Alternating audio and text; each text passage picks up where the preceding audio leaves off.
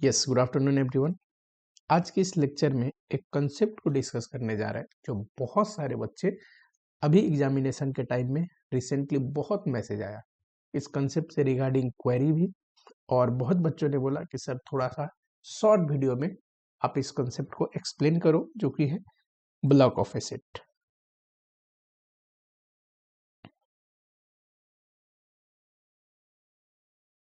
बहुत इंपॉर्टेंट है, बता रहा हूं क्यों।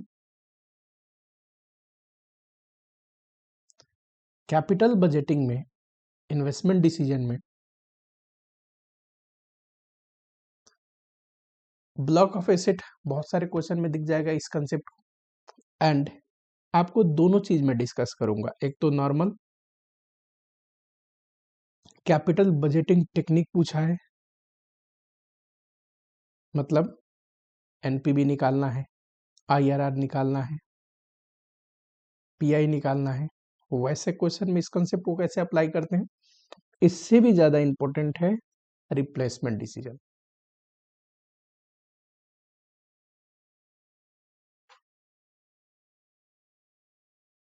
ठीक, रिप्लेसमेंट डिसीजन में इस कंसेप्ट को कैसे अप्लाई करना है। ब्लॉक ऑफ एसेट का जो कंसेप्ट है ना, ये इनकम टैक्स एक्सप्लेन करता है। ध्यान से सुनना आप। ब्लॉक ऑफ एसेट बहुत आसान है, एक बार कंसेप्ट क्लियर कर लो, कुछ मुश्किल नहीं लगने वाला है। जब भी आप कैपिटल बजटिंग में डिसीजन लेते हो, कैश फ्लो आफ्टर टैक्स निकालते हो, ठीक, और जहां जहां एसेट सेल हुआ वहां कैपिटल गेन निकालते हो,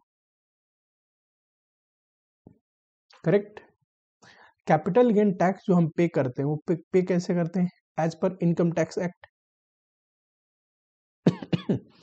कैश फ्लो आफ्टर टैक्स जब हम निकालते हैं तो आपको पता है जितने भी एक्सपेंस है वो हमारे टैक्स सेविंग करते हैं, इनकम पे टैक्स लगता है, तो इसलिए हम नेट पे पीएल बनाते हैं और नेट पे टैक्स निकाल देते हैं, करेक्ट।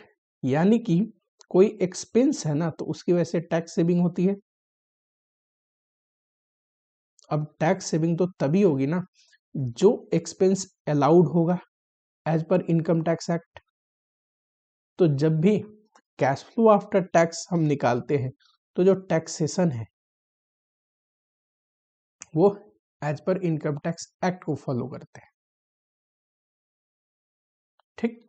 क्योंकि जो टैक्स का बेनिफिट है, जो टैक्स पे करना है, ये सारे कौन अलाउ करता है, इनकम टैक्स एक्ट। तो इनकम टैक्स एक्ट में क्या लिखा है ये इंपॉर्टेंट है। मान लेते हैं कोई एसेट है जिसमें हमारी कंपनी की पॉलिसी है डिप्रिसिएशन चार्ज करना लाइफ 10 ईयर्स मान के, करेक्ट। लेकिन इनकम टैक्स एक्ट कहता है कि उस एसेट में डिप्रिसिएशन चार्ज होनी चाहिए 30% डब्ल्यूडीबी मेथड से। तो हम जब कैपिटल बजटिंग में निकालेंगे डिसीजन के लिए कैश फ्लो आफ्टर टैक्स, तो डिप्रिसिएशन क्या कंसीडर करेंगे, as per income tax act. क्योंकि डिप्रिसिएशन में जो टैक्स सेविंग होगी, जिसको डेप्शन टैक्स शील्ड बोलते हैं, वो तो इनकम टैक्स ही तय करेगा ना, तो हमें as per income tax act follow करना होता है। समझ में आया आपको कि जहां पे भी हमारी अकाउंट कुछ और कहता है, यानी कि पॉलिसी कुछ और है, इनकम टैक्स कुछ और कहता है, हमें टैक्स की इम्प्लीकेशन को ध्यान देना है, तो इनकम टैक्स को फॉलो करना है, करेक्ट। फाइनेंशियल स्टेटमेंट बनता होगा अकाउंट के अनुसार, ठीक। हम तो डिसीजन ले रहे हैं। अब आओ ब्लॉक ऑफ एसेट में। इनकम टैक्स एक्ट में लिखा है कि जब भी डिप्रिसिएशन हम निकालते हैं किसी एसेट पे, तो एसेट के ब्लॉक पे डिप्रिसिएशन निकाला जाता है। ब्लॉक क्या होता है, ब्लॉक का मतलब होता है group of similar asset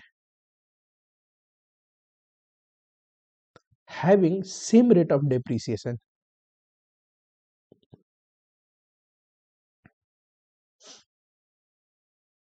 group of similar asset having same rate of depreciation. मान लेते हैं प्लांट एंड मशीनरी है, इनकम टैक्स में लिखा है डेप्रिसिएशन होगा 15%, करेक्ट। अब जितनी भी चीजें हैं जो प्लांट एंड मशीनरी के डेफिनेशन में आते हैं, जिनको हम प्लांट एंड मशीनरी बोलते हैं, उन पे अलग अलग आपको डिप्रिसिएशन निकालने की जरूरत नहीं है। क्या करेंगे, ये पूरी प्लांट एंड मशीनरी का, यानी कि जितने भी सिमिलर एसेट है जिन पे सेम रेट लग रहा है डिप्रिसिएशन का 15%, हम एक ब्लॉक बना लेते हैं, ठीक, और इस ब्लॉक पे चार्ज करते हैं डिप्रिसिएशन, और इस ब्लॉक को ही ध्यान देते हैं जब कुछ इसमें से बिका तो कैपिटल गेन निकलेगा कि नहीं, इसके लिए। समझ में आया क्या? ब्लॉक कुछ नहीं है, एक ग्रुप है सिमिलर एसेट का जिन पे सेम ही रेट से डिप्रिसिएशन चार्ज हो रहा है। समझ में आया? देखो, किसी भी पीरियड में जब हम डिप्रिसिएशन निकालते हैं ना, मान लो ये साल है, इसमें हम डिप्रिसिएशन निकाल रहे हैं किसी ब्लॉक का, तो कैसे निकालते हैं? ओपनिंग WDB लेते हैं, साल के शुरुआत में उस ब्लॉक का कोई WDB होगा, जैसे कि मैंने एग्जांपल लिया प्लांट एंड मशीनरी, मान लो प्लांट एंड मशीनरी पे निकालना है, तो WDB एट बिगिनिंग एड, साल में जितनी भी प्लांट एंड मशीनरी खरीदी होगी उसका एडिशन जोड़ दो, कुछ बिके भी होंगे उसको घटा दो, सेल प्रोसीड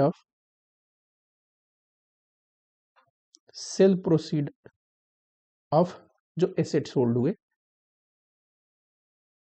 तो ये आ जाएगा WDB net after adjusting addition and sale proceed. तो ये है WDB फॉर डेप्रिसिएशन।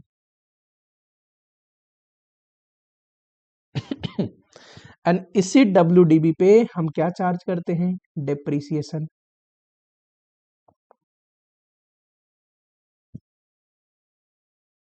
करेक्ट।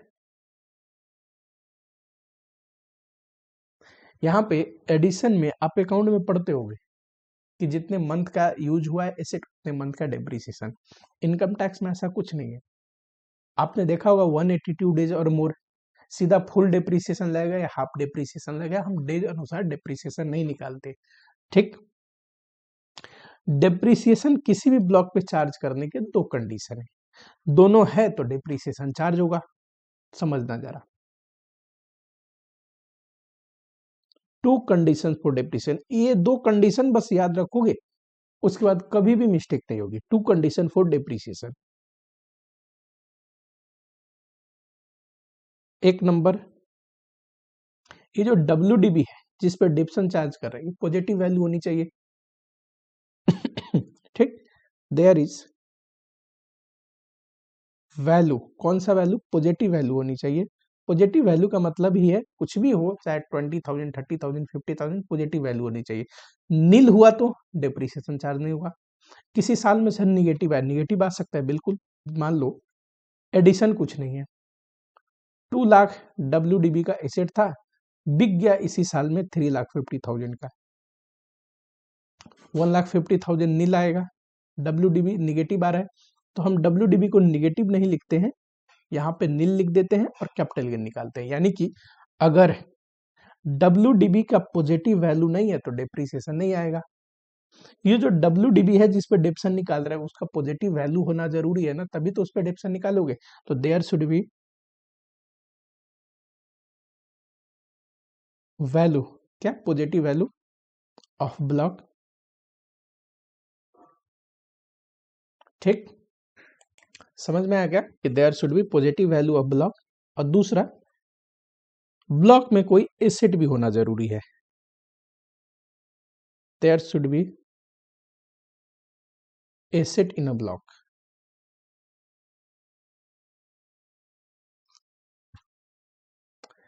ये दोनों होना जरूरी है तो डेप्रिसिएशन चार्ज करेंगे। क्या? एक तो पॉजिटिव वैल्यू भी होना चाहिए ब्लॉक का, और दूसरा ब्लॉक में एसेट भी होनी चाहिए। अदरवाइज अगर ये दोनों में से कुछ भी नहीं हुआ तो we will calculate capital gain.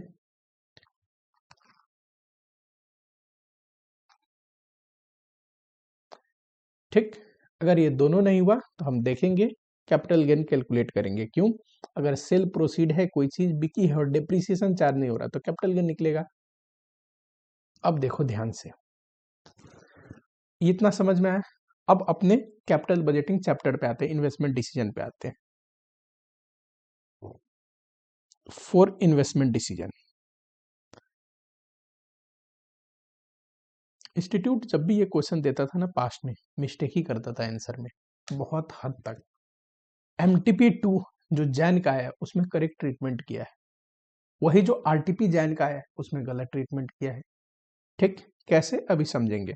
Investment decision में जब भी क्वेश्चन आए, ठीक, मान लो कोई एसेट एक्वायर किया हमने 1 लाख का, ठीक है, जिस ब्लॉक का ये एसेट है उसमें डेप्सन लगता है 10% WDB, करेक्ट। अब देखो, मान लो ब्लॉक में कोई एसेट नहीं है, ये सिंगल एसेट आया, ठीक, तो ओपनिंग WDB कुछ होगा नहीं, एडिशन ये रहा, सेल प्रोसीड कुछ होगा नहीं, यानी कि यही है वो WDB जिस पे डेप्सन चार्ज होना है। ठीक, मान लो 3 इयर्स तक आपने डेप्रिसिएशन चार्ज किया, चौथे साल में ये सेल हो गया, करेक्ट। अब डेप्सन आप इजीली निकाल सकते हैं, पहले साल का 10% के हिसाब से 10,000 आएगा। ठीक, दूसरे साल में 90,000 बचा तो डेप्सन 9,000 आएगा। ठीक, थर्ड ईयर में अब 9,000 इंटू 0.9 करो, 8100 आएगा।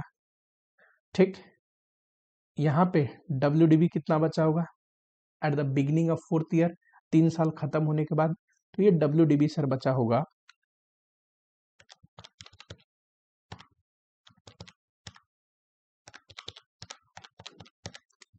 72,900, करेक्ट।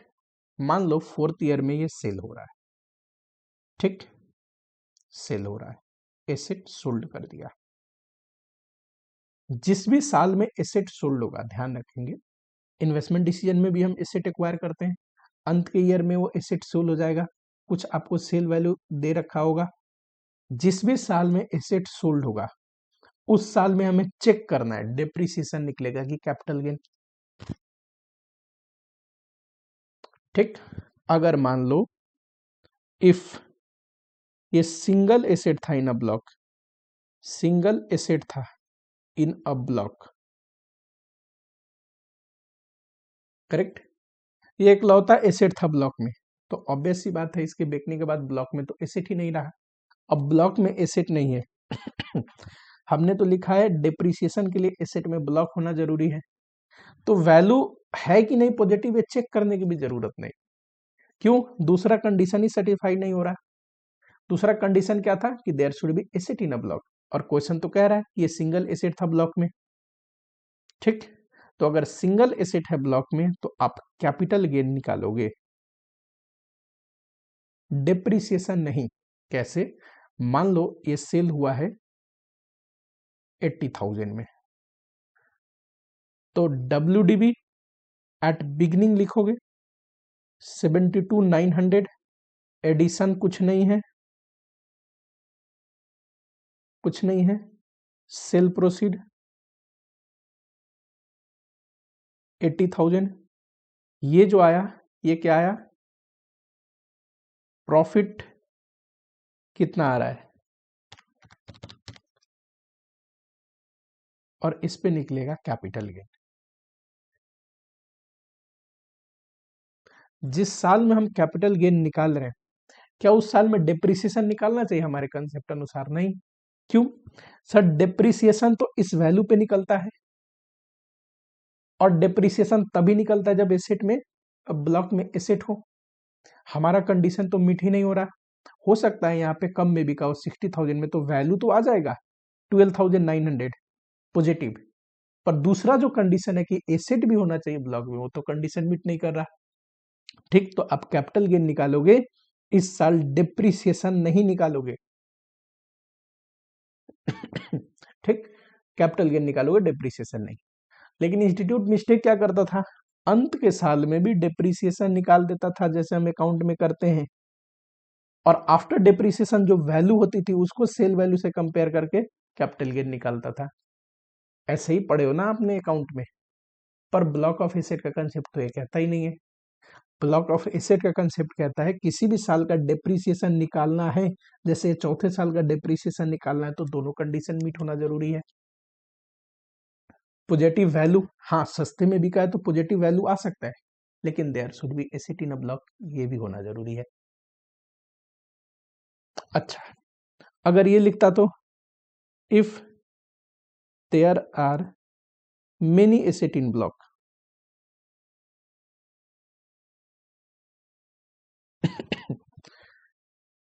मान लो कि बहुत सारे एसेट है ब्लॉक में।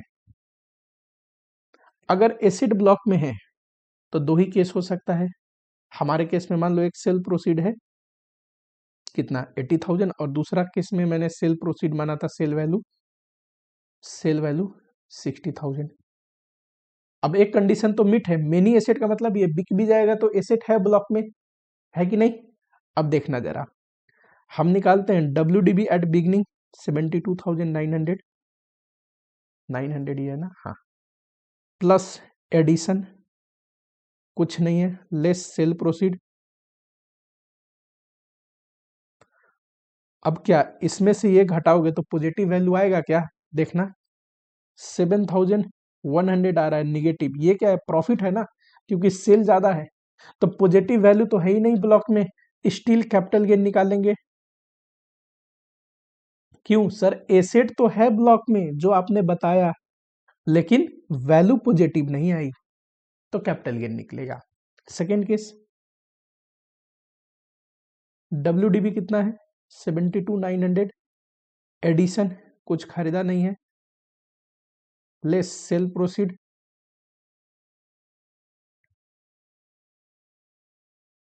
ये तो पॉजिटिव वैल्यू आया, इसमें से ये घटेगा पॉजिटिव आएगा।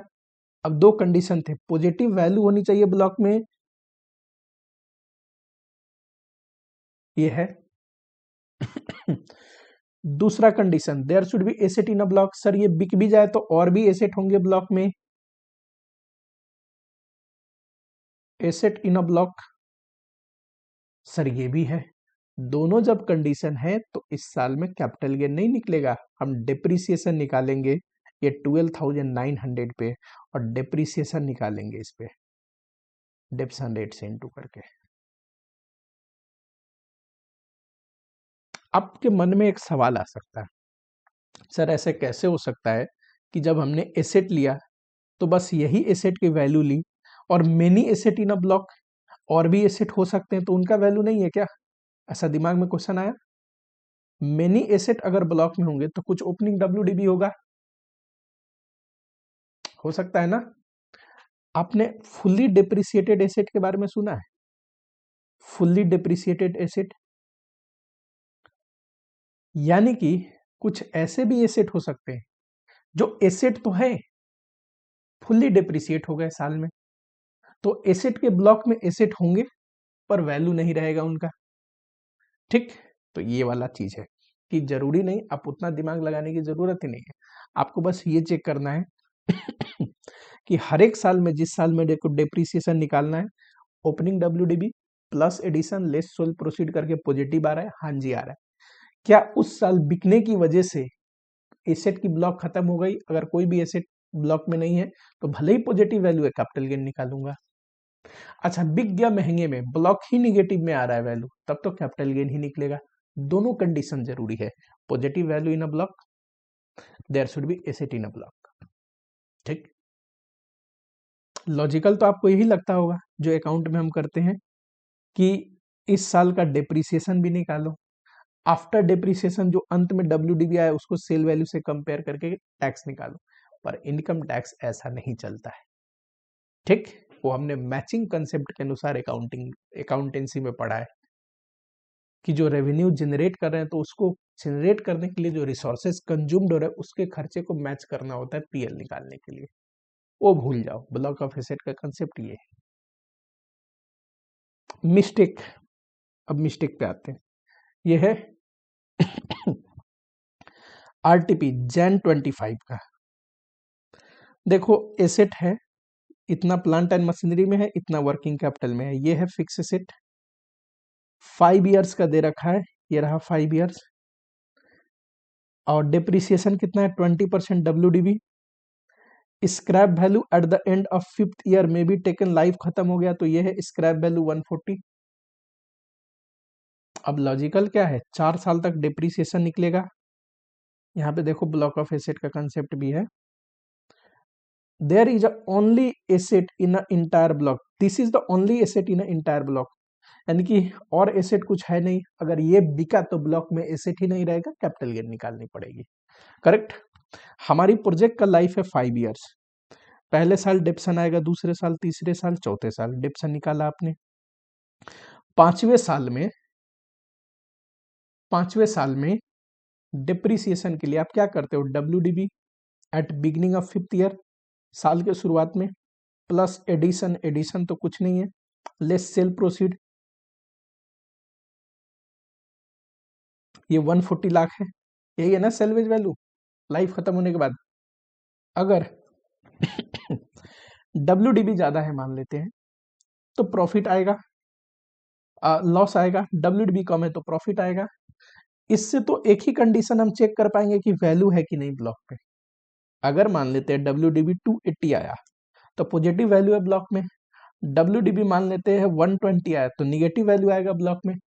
पॉजिटिव वैल्यू, एक कंडीशन सेटिस्फाइड। दूसरा कंडीशन क्या है, there should be asset in a block. क्या 5वें साल में एसेट बिक नहीं रहा है, बिक रहा है, तो ब्लॉक में तो कोई एसेट ही नहीं रह जाएगा। आप बोलेगा सर अंत में बिक रहा है, ये अंत में ही डिप्रिसिएशन निकालते टाइम हम चेक करते हैं। तो यानी कि कोई एसेट नहीं है ब्लॉक में, तो 5वें साल में डिप्सन नहीं निकलना चाहिए। सेकेंड कंडीशन मीट नहीं हो रहा, क्या निकलना चाहिए, कैपिटल गेन। पर हमारा इंस्टीट्यूट क्या करता है,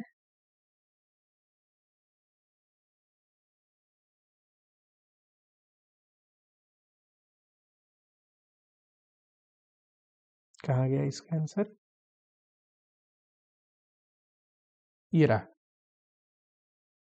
5 साल का डेप्सन निकाला, 5वें साल में भी डेप्सन है। जो WDB लिया है वो eight the end of year 5 लिया है, ये गड़बड़ है ना। आफ्टर डिप्रिसिएशन 5th ईयर का डेप्सन निकालना नहीं है, 5th ईयर में सिर्फ कैपिटल गेन आएगा।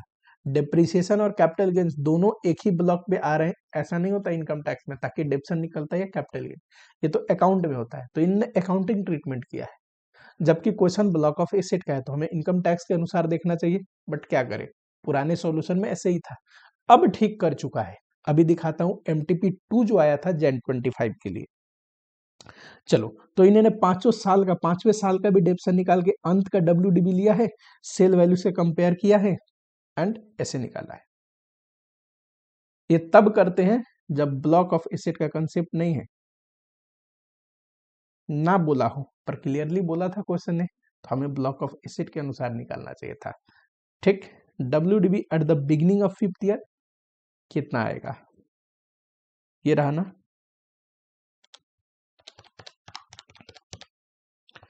170 plus 136 plus 108.8 plus 87.04 minus 850, 348.16 plus addition कुछ नहीं है, लेस सेल प्रोसीड 140। बताओ, ये जो है ये लॉस है, कितना आया 208.16। बताना ध्यान से, वैल्यू तो है पॉजिटिव, इसमें से ये घटा तो ये पॉजिटिव वैल्यू है, लेकिन सेकंड कंडीशन क्या है, there should be asset in a block. पर ये तो इकलौता एसेट था, बिक गया, तो कोई एसेट नहीं है ब्लॉक में, तो डिप्रिसिएशन चार्ज नहीं होगा, कैपिटल गेन निकालेंगे इस पे। Tax saving 208.16 into tax rate, ठीक। Post tax salvage value plus tax saving. अब आते हैं Jan 25 MTP पे, थोड़ा इरेज करना पड़ेगा मुझे।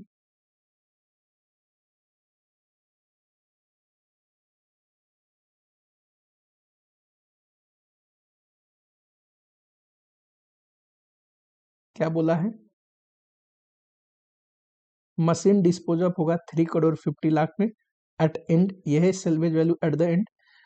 Assume no other asset in a block, block of asset का कंसेप्ट आया, और कोई और एसेट नहीं है ब्लॉक में, ये एकलौता एसेट है। तो अंत के ईयर में जब ये बिकेगा तो हमें डिप्रिसिएशन नहीं निकालना, कैपिटल गेन निकालना है। तो देखो यहाँ पे सही किया है।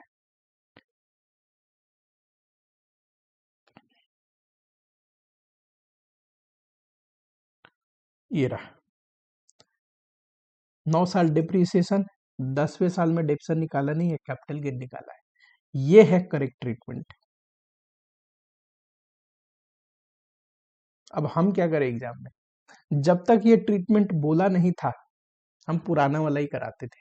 ये 5वें साल में भी डिप्सन निकाल रहे फिर कैपिटल गेन निकाल रहे क्यों? सजेस्टेड सॉल्यूशन में वैसे ही आता था, पर ये पहली बार ऐसा करेक्ट ट्रीटमेंट दिया इंस्टीट्यूट ने। अब हम क्या करें? तो मुझे ऐसा लगता है हमें अब आगे करेक्ट ट्रीटमेंट ही करना चाहिए। कई बार क्या होता है ना, इंस्टीट्यूट अपनी हरकत सुधारता नहीं है कि बार बार सेम ट्रीटमेंट रिपीट कर रहा है, तो टीचर की मजबूरी बन जाती है कि हम वैसे ही पढ़ा देते हैं। क्योंकि नॉलेज के साथ साथ आपको आंसर टैली होना भी जरूरी है थोड़ा बहुत। पेपर कैसे चेकिंग होता है ये बहुत चीज आपने सुनी होगी, ठीक? जहां पे भी एकदम एजम्पशन गलत है वहां पे तो बात गलत ही है, बट अब अगर एक में करेक्ट ट्रीटमेंट दिया है तो मे भी आगे करेक्ट ट्रीटमेंट आए, आपको करेक्ट ट्रीटमेंट ही करना है, ठीक? अच्छा, मल्टीपल एसेट है ब्लॉक में तो सर पॉजिटिव वैल्यू आया तो डिप्रिसिएशन निकालेंगे, कैपिटल गेन नहीं। सिंगल एसेट है तब तो कैपिटल गेन ही निकलेगा, एसेट ही नहीं रहा ब्लॉक में, ठीक? चलो, रिप्लेसमेंट डिसीजन में क्या फर्क पड़ेगा?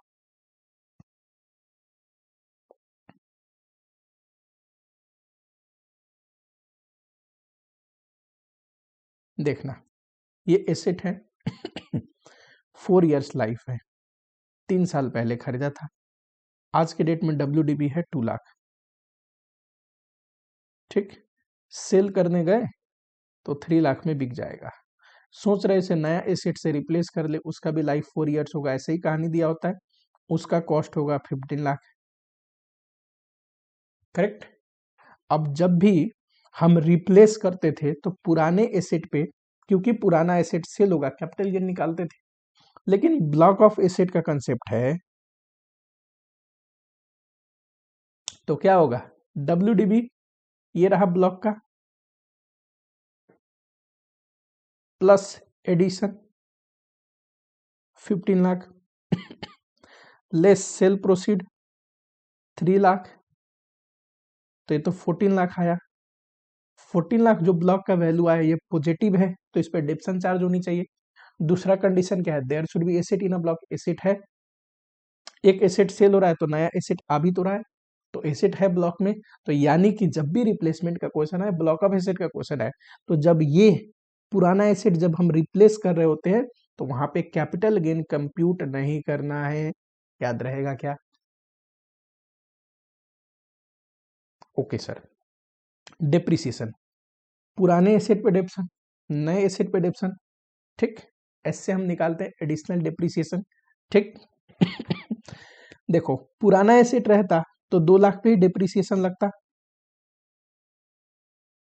नया एसेट से रिप्लेस किया तो अब इस पे डिप्सन लगेगा, तो जो 12 लाख है ना, 12 लाख ये है एडिशनल जिस पे डिप्सन लगना है, इस पे डिप्सन का रेट लगा दो तो ये आ जाएगा एडिशनल डिप्सन फर्स्ट ईयर का। आगे के साल में जैसे जैसे डिप्रिसिएशन का रेट है, मान लो 20% WDB है, तो 80% जैसे जैसे एसेट डिप्रिसिएट होता है, एसेट की वैल्यू रहती है, उसी रेशियो में डिप्रिसिएशन आता है। ये पढ़ा रखा है सारा चीज रेगुलर बैच पे, ठीक? ध्यान रखोगे तो ये मिस्टेक नहीं होनी चाहिए। ब्लॉक ऑफ एसेट का कंसेप्ट रिप्लेसमेंट हो रहा है, at the time of replacement capital gain नहीं निकालनी है, ठीक? चलो, अगर वीडियो पसंद आई, कंसेप्ट क्लियर हुआ तो एक लाइक जरूर करना, कोई और डाउट है तो कमेंट करना, नए हो बच्चे तो चैनल को सब्सक्राइब करना, जो भी डाउट होता है उससे रिलेटेड लेक्चर में लेके आता हूँ, ठीक?